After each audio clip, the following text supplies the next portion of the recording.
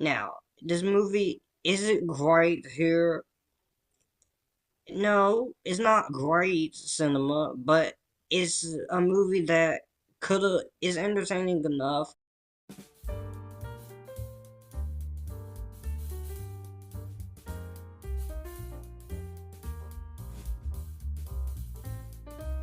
What's up, everyone? Welcome back to the channel. It is Epictastic Joshua here. If you are a returning member, if you are a new member here, welcome to the Epictastic that is this channel.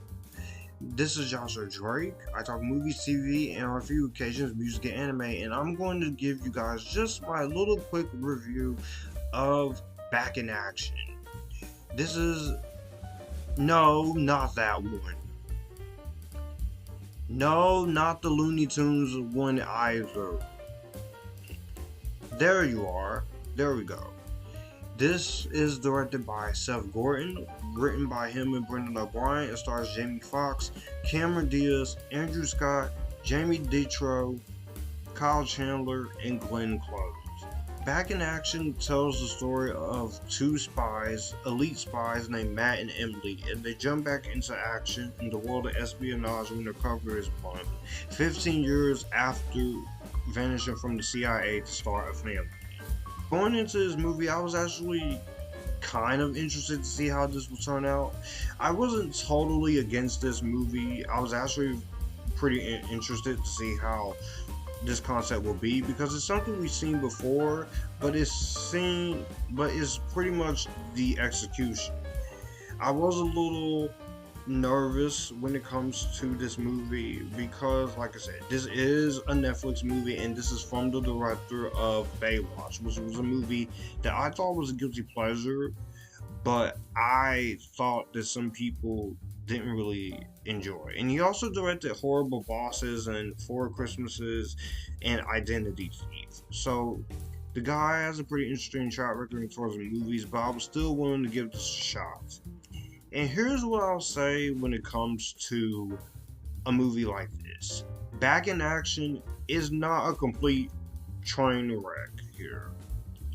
Now, this movie isn't great here.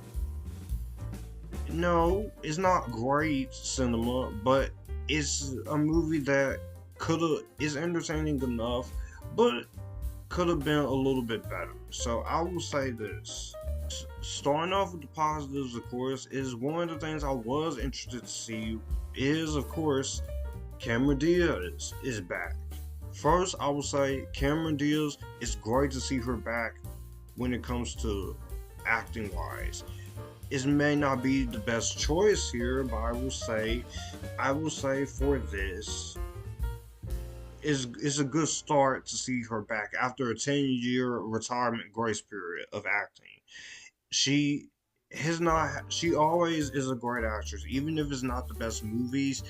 I think that, of course, Cameron Diaz is still a good actress, and I very much have fun watching her in this movie. And I definitely really liked what she played here. She, of course, is playing the character we've seen before, but I really enjoyed her performance here. And she had good chemistry with our lead guy, which is great to see an interracial love here. Jamie Foxx. Jamie Foxx is always great. Even if the movie's not great, I love Jamie Foxx. He's a very funny guy. I think he's a very good singer, and I think he's a very great actor.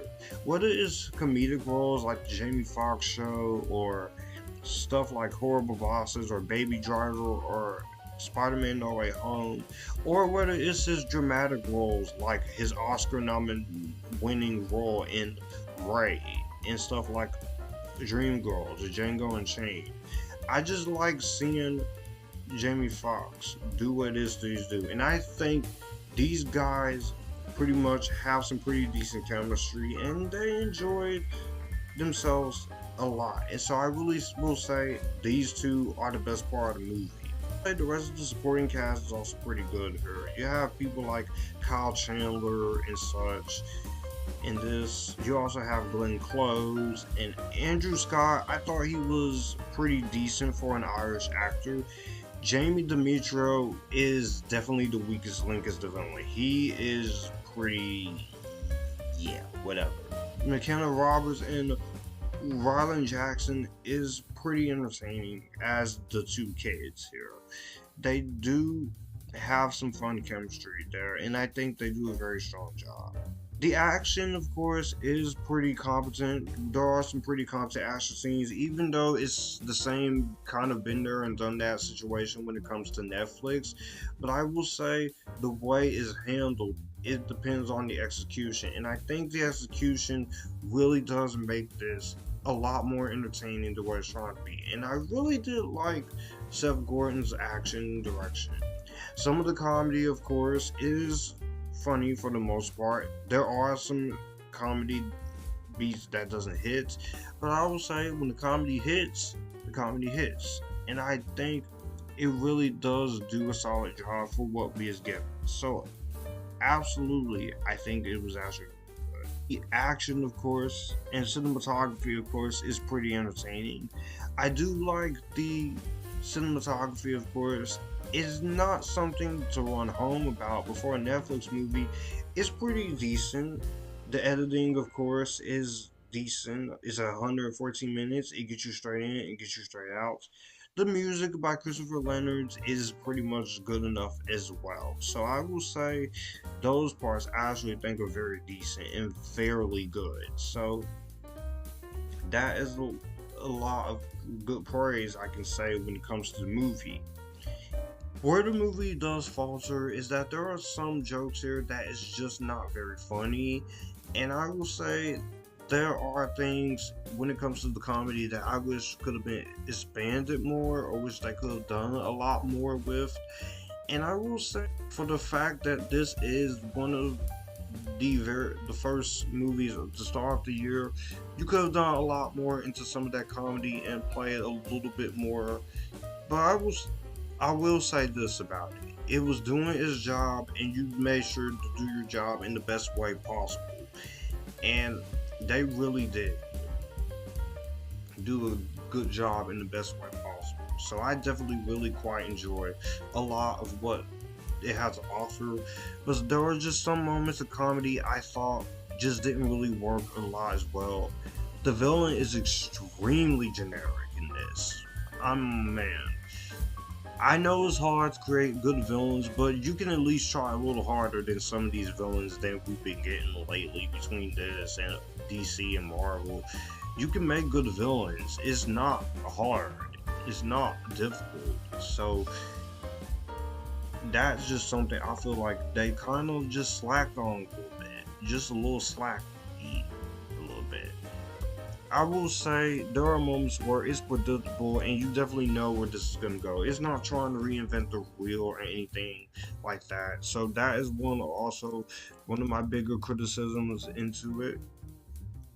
And that is also another one of the big criticisms there. So with that, that's just something that is to be expected.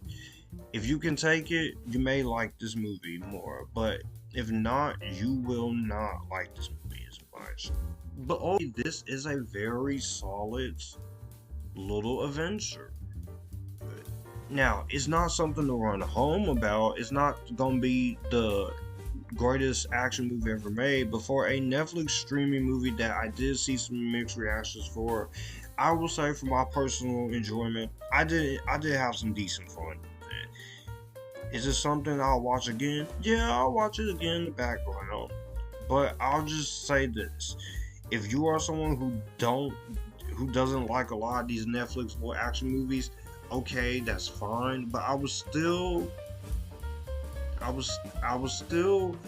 at least walk away giving this a warrant recommendation because there is some competency here, and I quite enjoy my time of watching it. This is not a horrible movie as I thought it was gonna be.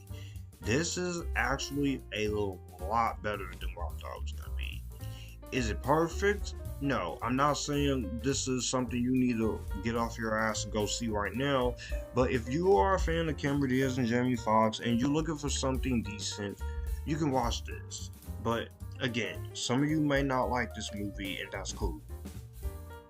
But ultimately, this was a decent experience. Also, speaking of Cameron Diaz, can we get her, Lucy Liu, and Drew Barrymore to come back and do another Charlie's Angels, like Charlie's Angels 3? Because I think that would actually be a pretty good idea. Well, that's going to do it for the video that you just watched. If you want to see more, my channel icon is up here. If you want to see more content from me, all my social medias are right here in this end card. I will also leave a playlist and a video here for you to see what the channel is about. As always, acknowledge me, stay epictastic, join the epictasticness, and you guys keep it cool.